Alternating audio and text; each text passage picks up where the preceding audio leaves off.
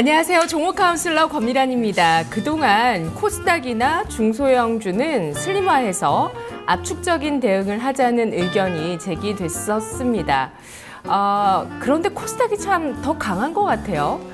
요즘 들어서 코스피, 코스닥이 주거니 받거니 하면서 올라가고 있는데 특히 이 코스닥 쪽이 더 강해 보입니다. 오늘은 1% 이상 뛰어오르면서 650선을 7년여 만에 돌파했는데요. 아무래도 박스권을 먼저 돌파한 코스닥이 이렇게 강한 면모를 보여주고 있습니다. 코스피는 언제쯤 이 기나긴 박스권을 돌파하면서 또 더 자유로운 모습을 보여줄 수 있을까요?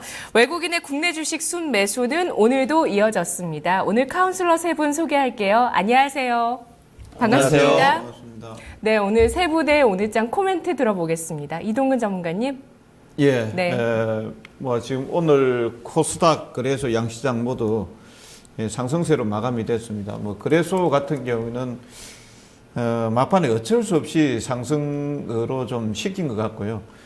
코스닥 같은 경우는 이제 셀트리온하고 삼성 LNS하고 제약 바이오 섹터들, 화장품 이런 쪽에서 일부 이제 특정 섹터들이 올라가면서 지수를 끌었습니다.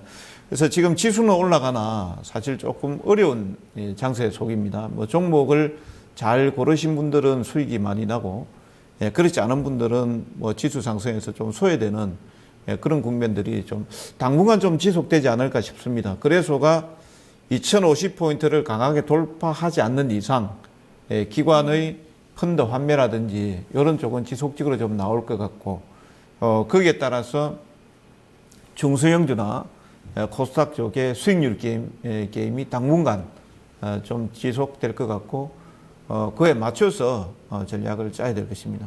네, 송필호 부장님 오늘장 코멘트 해주세요. 참 오늘장도 우리 투자가들이 느끼기는 좀 양카가 좀 심하게 느껴진 장이었다고 할 수 있겠는데요. 네. 특히 오늘 코스닥 시장에서 나타난 특징 중에서 이제 그동안 또 매도를 했던 국내 기관 투자들이 다시 코스닥 시장에 강한 매수가 좀 들어오는 양상을 보였거든요. 국내 기관 투자들 결국은 수익률 게임을 해야 됩니다. 현재 거래 시장에서는 제가 보기에는 그 대형주 가지고 지금 기관들이 수익률 게임 하기가 상당히 힘든 상태에 있기 때문에 다시 코스닥 개별 종목들을 가지고 또 기관들이 지금 수익률 게임을 할 가능성이 있습니다.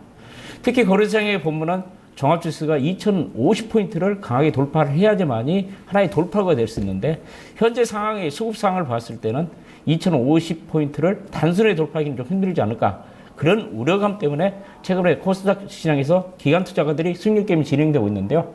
특히 그 시청자분들도 제가 보기에는 코스닥 시장에서 기관들이 좀 매수가 유입되고 있고 특히 코스닥 시장에서 단기 매매를 하면은 수익률이 안 납니다. 좀 좋은 주식을 사가지고 좀 길게 투자하면은 충분히 수익률을 올릴 수 있기 때문에 좀 단기 매매 좀 자제하는 전략이 좋아 보입니다. 네, 우리 게시판에서도 반응이 오늘 건자재나 화장품이나 바이오 쪽이 참 좋았다라는 말씀들 많이 해주셨는데요. 어제 저도 오프닝에 화장품주가 어제 연고점 경신할 때 양대 시장에서 다 강했거든요. 오늘도 이어졌고요.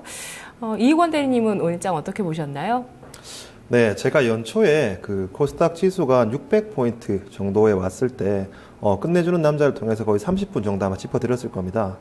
600포인트지만 올해 코스닥은 계속해서 갈 거다. 버블까지 갈 거고 하지만 중요한 게 코스닥이 간다라고 해서 전부 다 수익이 나는 구조가 아니라 점점 더 특정 업종이나 특정 종목으로 슬림화 될 것이라고 말씀드렸는데 오늘 같은 경우에 코스닥이 9포인트 1.4% 올랐죠. 근데 상승 종목은 520 종목, 하락 종목은 450 종목입니다. 과거 같은 경우에는 1000 종목 중에 이 정도로 큰 폭을 올랐을 경우에는 거의 800 종목, 850 종목 올랐거든요.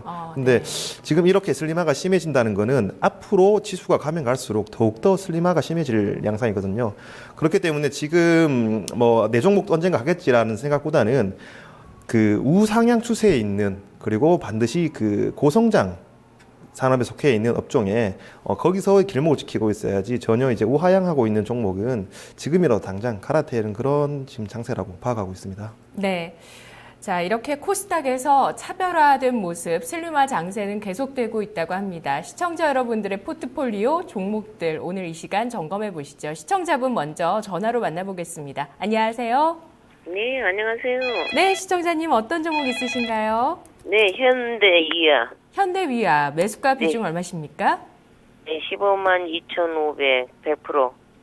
네, 100% 담으셨네요. 네. 예. 매수는 최근에 하셨나요? 아니면 오래되셨나요? 아니요, 3월 11일자로, 예. 매수했어요. 예. 이렇게 100%를 다 담으신 결정을 하신 게 어떤 계기가 있으셨나요? 특별한 계기는 없고, 현대이아가 잘 움직이길래 들어갔더니 들어간 뒤로 계속 밀리니까, 네네. 좀 걱정스러워서.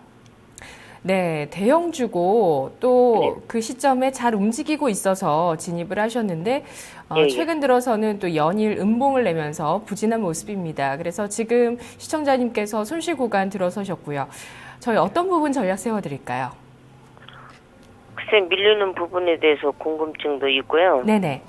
네, 만약에 반등을 한다면은 매도가는 어느 정도 잡았으면 해서. 알겠습니다. 자, 현대위아 오늘 종가부터 확인하시죠. 오늘 주가 0.35% 소폭의 하락을 보였습니다. 주가는 지금 벌써 6거래일째 하락하고 있는데요. 14만 2,500원 선. 지금 시청자분 10% 정도 손실이신데요. 하락하는 이유와 전략 궁금해하셨습니다. 자, 그러면 현대위아 이슈 분석의 한 줄평 먼저 듣겠습니다. 송필호 부장님 한 줄평 해주시죠. 네, 저는 현대위아는 현 시점에서는 좀 인내가 필요한 시점이라는 이야기를 해드리고 싶네요. 참 최근 종합주가수는 올라가는데 자동차 관련주는 지금 바닥권에서 지금 전반적으로 지지부진한 모습을 보이고 있는데요. 현 시점에서 좀 인내를 가지고 참아야 되지 않을까 그런 생각을 해봅니다. 그러면 안녕하세요. 그 현대이아가 최근에 주가가 부진한 이유가 가장 큰 이유가 뭐라고 생각하십니까? 모르기 때문에 모르겠어요? 하고 있죠. 예, 현대이아가 주식이 이제 빠진 이유부터 제가 간단히 한번 말씀을 드릴게요. 네. 지난해 4분기 실적이 안 좋았습니다. 그러면서 4분기 실적이 안 좋았기 때문에 국내 기관 투자들의 매도세가 좀 출회되면서 주가가 급락을 했죠. 그 다음에 또 최근 주가가 지금 상승세를 보이지 못하고 지금 하락세를 보이고 있는데요. 특히 그 현대차, 기아차, 그 안성차 업체들의 판매가 좀 부진하고, 그 다음에 작년 4분기 실적도 안 좋았는데 금년 1분기 실적 전망치가 지금 좀 안 좋게 나오고 있습니다. 왜 안 좋게 나오냐면은 지금 안성차 업체들의 자동차 판매가 좀 부진하고, 그 다음에 그 기계 부분의 그 영업력도 크게 개선되지 않고 있기 때문에 1분기 실적도 부진할 것이라는 이유 때문에 최근 국내 기관 투자자들 매도세가 출회되면서 주가가 약세에서 벗어나지 못하고 있는 양상을 보이고 있다고 할 수 있겠습니다. 그렇지만 저는 보면은 이 현대이아 같은 경우는 우리나라 대표적인 뭐 자동차 부품주라 할 수 있기 때문에 장이 살아나면은 주가는 이제 바닥권에 있기 때문에 좀 참으면 다시 상승세로 전환할 가능성이 있기 때문에 현 시점에 좀 인내를 가지고 투자하는 전략이 좀 좋아 보이고요. 그럼 좀 구체적으로 제가 현대이아에 대해서 좀 말씀드리도록 하겠습니다. 현대이아 같은 경우는 최근에 이제 신규 공장 투자를 좀 많이 하고 있습니다. 터보조 투자를 좀 많이 하고 있는데요. 이 터보조가 뭐냐면은 옛날에는 그 경유차에 중심을 해가지고 그 연비가 한번 배출될 때 한 번 더 다시 순환시키면서 엔진 효율을 높이는 그 장치가 터보조인데요. 이 이제 터보조가 옛날에는 경유차만 주로 이제 부착을 시켰는데 작년부터 이제 뭐 가솔린차까지 대부분 그렇게 휘발유차까지 최근 그 터보조를 정착을 시키고 있습니다. 그러면서 최근 현대이아가 예국사와 합작으로 지금 서산에 터보조 공장을 지금 신설하고 있습니다. 그렇기 때문에 향후 성장성이 충분히 있다고 저는 보고 있고요. 그리고 현대이아 같은 경우는 그 현대차 그 소형 엔진을 만드는 회사입니다. 그러면서 중국 그 법인하고 그다음에 서산 공장에서 소형 엔진을 주로 생산을 했는데 최근 멕시코까지 공장을 확대하면서 이제 그 미국 그 현대차 공장에 직접 납품을 하기 위해서 북남미 쪽까지 지금 공략을 하고 있기 때문에 현대이아 같은 경우는 앞으로 성장 회복 속도가 좀 빨리 턴할 수도 있기 때문에 주가는 지금 지지부진하지만 현 시점에서는 보유하는 관점이 좀 좋아 보이고요. 특히 그 현대이아 같은 경우는 지금 이제 모든 자동차 회사들이 사활을 걸고 지금 경쟁하고 있는 것이 있습니다. 연료비 절감입니다. 절감은 아까 말씀드린 대로 연료비 절감을 하기 위해서는 터보조하고 소형 엔진이 필수입니다. 그런데 이 현대차 그룹에서 현대이아는 이 두 가지 일을 하고 있기 때문에 앞으로 현대 이하의 그 현대차 그룹에서 이상이 더 높아질 가능성이 있고요. 충분히 성장성을 가지고 있기 때문에 현 시점에는 뭐 손절매보다는 저는 참고 보유하는 게 좋아 보입니다. 더 궁금한 사항 있으십니까? 뭐 얼마 정도나 뭐 보유하고 있어야 될지. 제가 보기에는 이제 1분기 실적이 안 좋기 때문에 지금 좀 주가가 좀 흐름이 안 좋은데요. 2분기부터는 실적이 좀 턴할 가능성이 있기 때문에 빠르면은 제가 보면은 4월 중순 이후는 좀 주가가 좀 움직일 가능성이 있다고 보고 있습니다. 네, 잘 알겠습니다. 네, 시청자님. 이어서 기본적 분석 이야기 들어볼게요. 네. 네, 이동근 전문가님께서 기본적 분석으로 한 줄 평해 주시죠. 예, 한 줄 평은 역시 저도 인내심 필요 이렇게 말씀을 드리겠습니다. 시청자님 반갑습니다. 네, 안녕하세요. 예, 반갑습니다. 네, 지금 뭐 이 100%를 사가지고 고민이 이만저만 아니시죠 지금? 네, 예, 그냥 뭐 조금 한꺼번에 다 매수를 하신 모양이죠.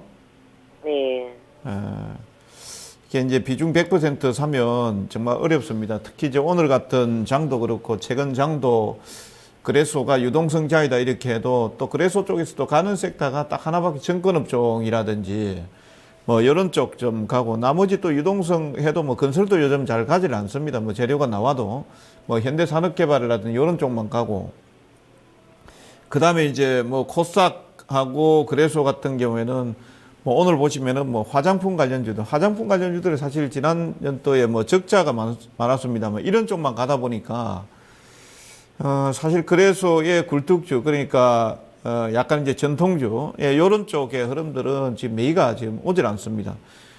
뭐 기본적 분석에 앞서서 기관들이 지금 왜 적극적으로 매수를 못하느냐 하면은 역시 이제 개인들입니다. 2050포인트 정도만 오면은 개인들이 펀드 환매해 주세요라고 이렇게 얘기를 하니까 투신권 쪽에서는 이제 펀드 물량들 잡혔던 물량들이 이제 환매 들어가니까 그 중에 뭐 펀드 쪽에 가입되어 있는 게 코스닥이나 뭐 화장품이나 이런 게 가입되어 있겠습니까? 그런 조금 미미하겠죠. 미미하고 이제 전통 대형주들이 많다 보니까 그런 쪽에서 기관의 물량들이 나올 수밖에 없는 것이고, 기관은 매도하는 입장에서 이쪽을 살 이유가 없겠죠. 그러다 보니까 이제 다른 쪽에 개별 종목 쪽으로 이렇게 가다 보니까 시세 흐름이 안 나는데 당분간 좀 어려운 국면이 좀 지속이 될 겁니다. 그거 각오하셔야 될 겁니다.